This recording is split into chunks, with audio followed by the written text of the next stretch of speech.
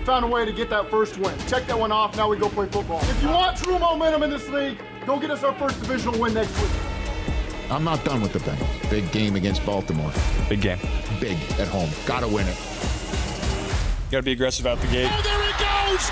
They're trying to be a run-first team and punch you in the mouth, and so we gotta be able to punch them right back. Ball comes out, and the Bengals have it! Desperation matters in the NFL, and they're the more desperate team. They're at home. I'm gonna have to play damn near perfect. That's how I'm preparing.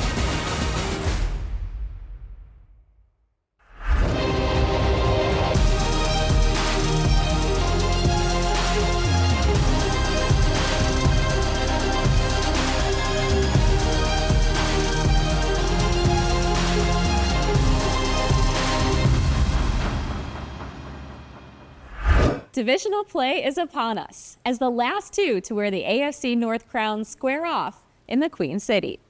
Welcome in to Bengals Weekly. I'm Marissa Contipelli. The Bengals open up divisional play in Week 5 as the Baltimore Ravens make the trip to Cincinnati. So as we get you set for this AFC North heavyweight battle, we hand the telestrator over to Jamar Chase, who breaks down his improbable touchdown in Carolina. Former Bengal and ESPN analyst Andrew Hawkins joins the show to give us his preview. And on Countdown, I'll tell you what category the offensive line leads the league in. But first, the Bengals captured a much-needed win on the road as the offense put up over 30 for a second straight week. Joe Burrow operated efficiently with a run game that was complimentary. Let's now head back to Charlotte and relive the Bengals' 34-24 win. The beautiful city of Charlotte, North Carolina, in the battle for who is the real Queen City, Charlotte or Cincinnati. Hand off to Hubbard. He's swarmed down. The Bengals stop the Panthers. Andy gets rid of it. It's intercepted by Von Bell. Chase Brown flies into the end zone and spikes it with the right hand. Cincinnati Bengals take a 7-0 lead. Carolina answers right now. Caught at the 50 by Jamar Chase. Breaks a tackle. Breaking down the far sideline. And he will take it to the house. To tie the score at 14. Moss slipped, but dives for the end zone and gets in. With 1 second left in the half. Lowers the shoulder pads. Into the end zone. This is the biggest lead the Bengals have had all season long. Incomplete. Great diving deflection by DJ Turner. Hecker throws, middle of the field. He knocked it out of his hand. Really nice job by Dejon Anthony. Spins around, running backward, throws downfield, caught by Zach Moss. A miraculous extension of the play. This is going to be a 56-yard try. It's long enough. It is good. And that will do it. Their first win of the year. They beat the Carolina Panthers 34-24.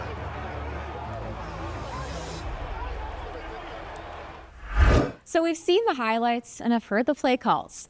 But what was that win truly like from a player's perspective? Well, we now take you down to field level and practically give you a seat on the bench. We in the Carolinas. Wait on me, 1, 2, 3. Remember, I'm mic'd up. Hey, Mom. Another opportunity to set the standard for where we are as a group. Let's go out here and play all level ball. Let's play Bengal ball. Let's go out here and must point and get this done, man. It is 4th and inches. It's a handoff to Hubbard. No! He's swarmed down. The Bengals stop the Panthers on 4th and goal inside the 1.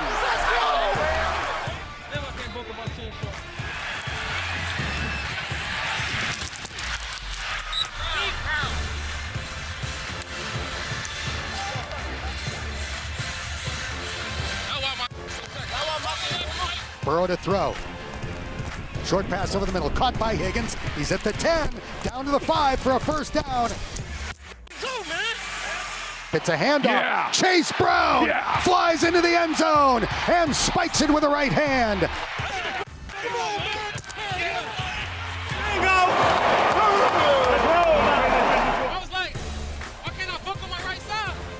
Dalton catches, all out blitz coming. Andy gets rid of it. It's fluttering up in the air. Intercepted by Von Bell. Running back to the 40, 35-30. Hit from behind and knocked out of bounds inside the 20.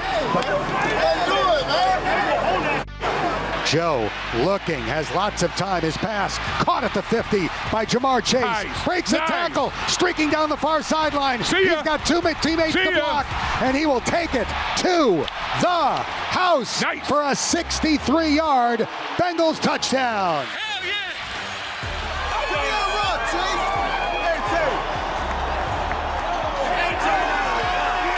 See, you bounce off that man, come on.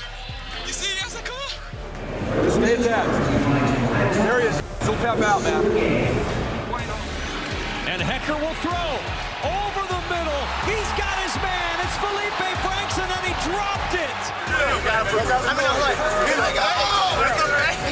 The sky is not falling as the Bengals get a badly needed road victory, their first win of the year. They beat the Carolina Panthers 34-24. Hey, they had the baby in there, so we was on that. Ooh. Hey. Well, up next, we take a closer look at Jamar's 63-yard touchdown as the receiver breaks down his first score of the season. That's straight ahead here on Bengals Weekly. Bengals Weekly is brought to you by Kettering Health, the official healthcare provider of the Cincinnati Bengals, and Paycor, proud to be the official HR software provider of the Cincinnati Bengals.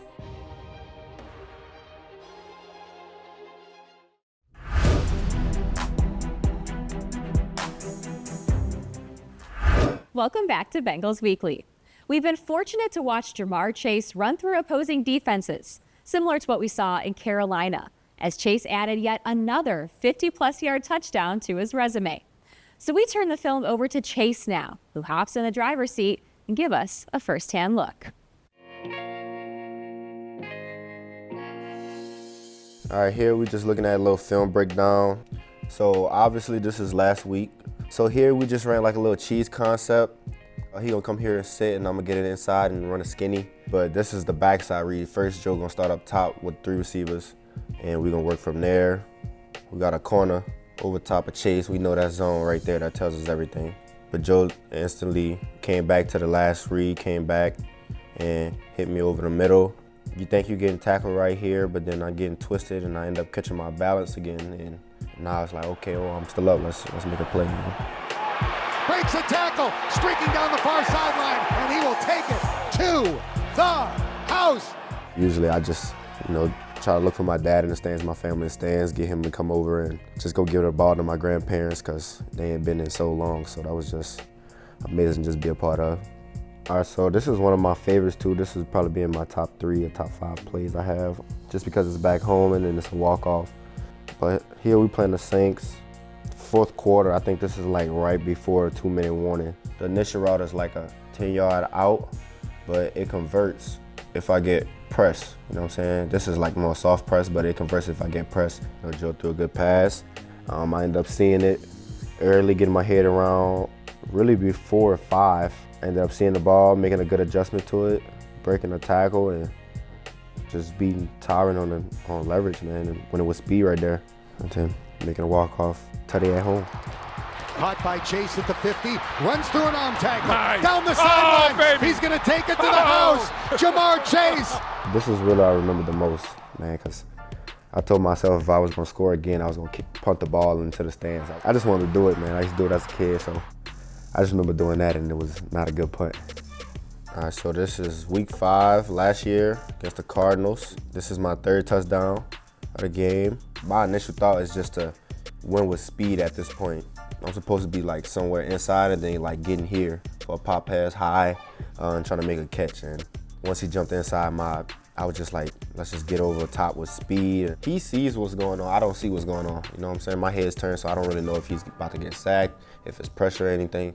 So really, I'm just winning right here. And then when I finally see him, he extended the play by just scrambling out a little to the right, and I just stayed with it and ran on the back line. I just get the ball to my pops because, I let him have fun with it sometimes, because he's still a kid at heart too. you know.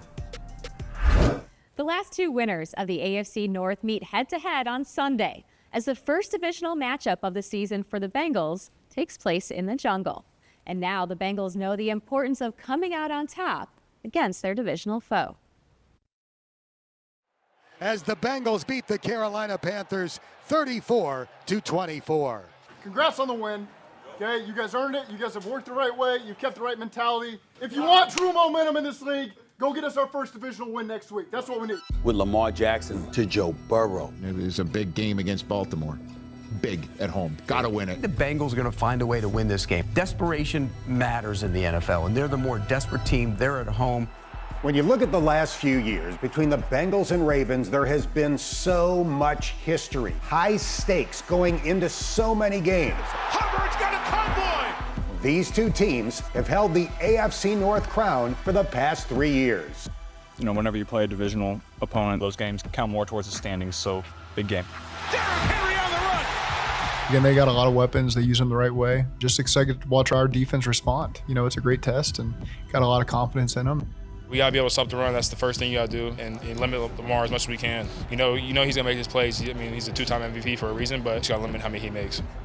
They're trying to be a run-first team and punch you in the mouth, and so we got to be able to punch them right back. Ball comes out, and the Bengals have it. And that's kind of the mindset is you're going to take some punches, but you got to be able to give them right back to them, and we got to find ways defensively to get off the field and get them off track. It's going to be, you know, long drives by both teams, so the number of times you have the ball will be less, so points are at a huge premium. You got to be aggressive out the gate. You can't let the game come to you. I'm going to have to play damn near perfect. That's how I'm preparing, so it's an exciting opportunity. And our fans always do an amazing job in our divisional games, having it loud, having it rowdy. Let's go out there and do what we can do to bring home a win to the jungle. That's a big opportunity. We thrive in these moments. You know, in front of our fans that we're going to need on Sunday. I hope they're excited too. So we're putting in the work this week to go out and put our best foot forward. I mean, this is definitely a proven game for both sides. You know, we both coming off wins, so you're going to see who's the best team is after this week. When we return, we check in with Andrew Hawkins, who is very familiar with this rivalry against the Ravens. Game preview is up next here on Bengals Weekly.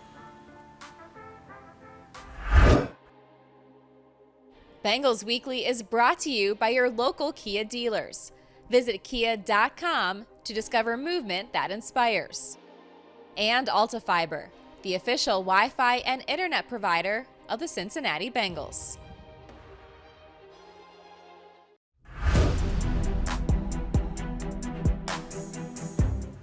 Andrew Hawkins spent his entire NFL career in the AFC North and is no stranger to the physicality this division brings.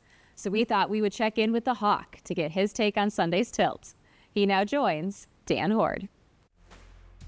Our guest is one of the quickest and shiftiest wide receivers in Bengals history, now crushing it in retirement on ESPN and in business. Number 16, Andrew Hawkins. Hawk, great to visit with you.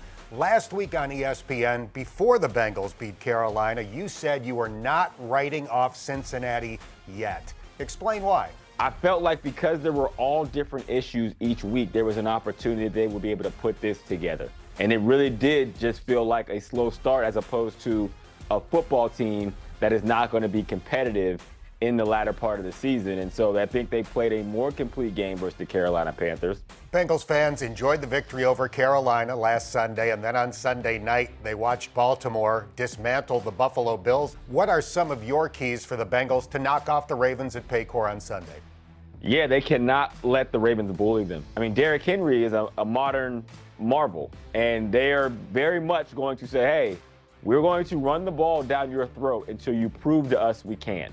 It's going to take a concentrated effort from first level, second level, and third level to show that they are stout early in this game. Otherwise, they have the potential to wear down that defense. For the Bengals defense, help is on the way on the defensive line. There are 4 injured players that should be back soon, maybe not this Sunday, but soon. Do you see a defense that's capable of being really good? I do. For me, if you have the personnel, number 2 is do you have the coaching to put them in position? And I think they have both of those things. This is one of those statement games to show, look what we did versus the Baltimore Ravens, and that elevates their game. for the rest of the way. Let's talk about the Bengals offense. The point total has gone up every week. They've topped 32 weeks in a row, and we're seeing young guys emerge. Chase Brown at running back, Eric All at tight end. Do you see an offense that's finding more ways to attack? I think Joe Burrow has done a very good job of distributing the football. The thing I love about Joe is that he understands, like, yeah, he has Jamar, yeah, he has T, but the number one receiver to him is the guy that's open. We are very excited about your success. We love seeing that Bengals helmet over your shoulder. Continued success to you, Andrew, and thanks for the time.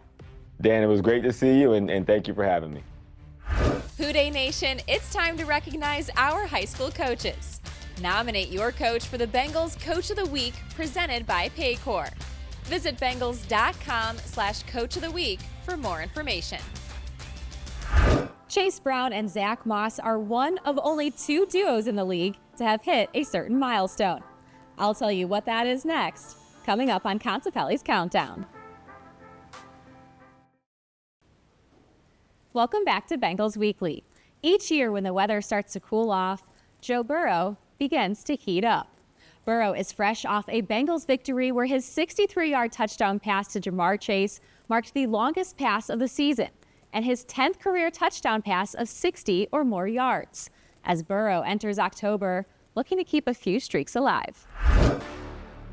Since week 2, Burrow has led the Bengals offense to an average of over 30 points per game and has posted a passer rating over 100 in 3 straight. That's tied for the longest streak in his career. Shiesty enters week 5 tied for the most touchdown passes in the AFC and ranks in the top 5 league-wide in completions and passer rating.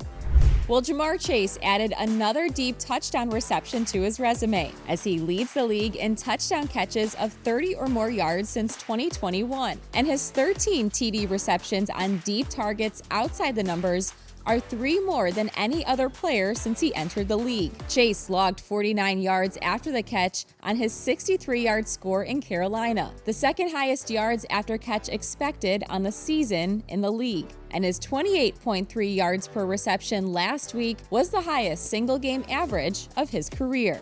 Well, the Glass Eaters have brought the protection for Joe Burrow. Last week, the O-line did not allow a sack as Burrow completed over 71% of his passes. The O-line leads the league with the lowest pressure rate allowed on the season, as they also rank in the top 3 in the league on lowest pressure allowed on true dropback passes. And through 4 games, Orlando Brown is the top-ranked left tackle and pressure rate allowed, posting a 3.4%. And the offensive line was opening up the holes for the run game in Carolina.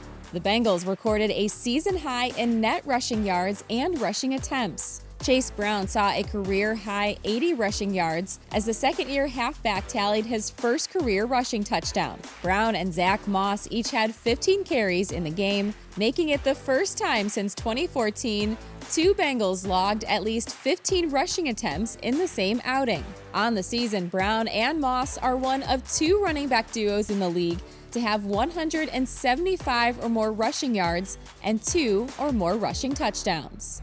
And it's a showdown of the last 2 AFC North division winners.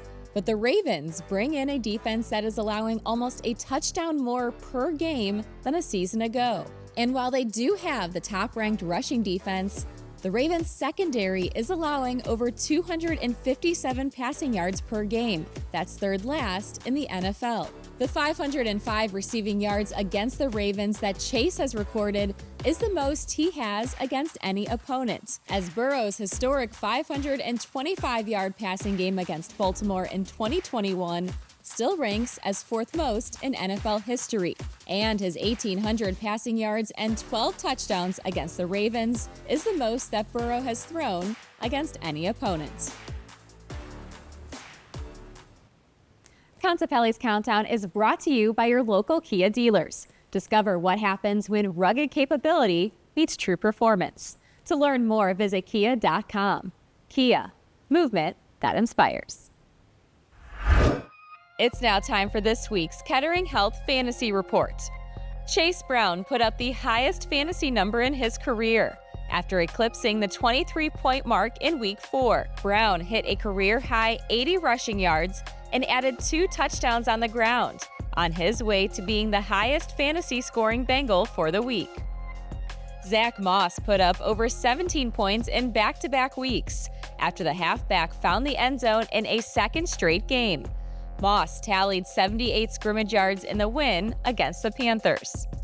And for the Ravens, Derrick Henry was the top-scoring fantasy player for the week in Week 4, after posting over 35 fantasy points after his 199 rushing yard, 2-touchdown night against the Bills. On the season, Henry is averaging over 23 fantasy points per outing. Thanks for tuning in to Bengals Weekly. This week's crucial catch game against the Ravens is presented by Kettering Health. For Dan Horde and our entire crew, I'm Marissa Contipelli. We'll see you next week. Bengals Weekly was brought to you by Paycor, proud to be the official HR software provider of the Cincinnati Bengals. AltaFiber, the official Wi-Fi and internet provider of the Cincinnati Bengals. And Kettering Health, the official healthcare provider of the Cincinnati Bengals.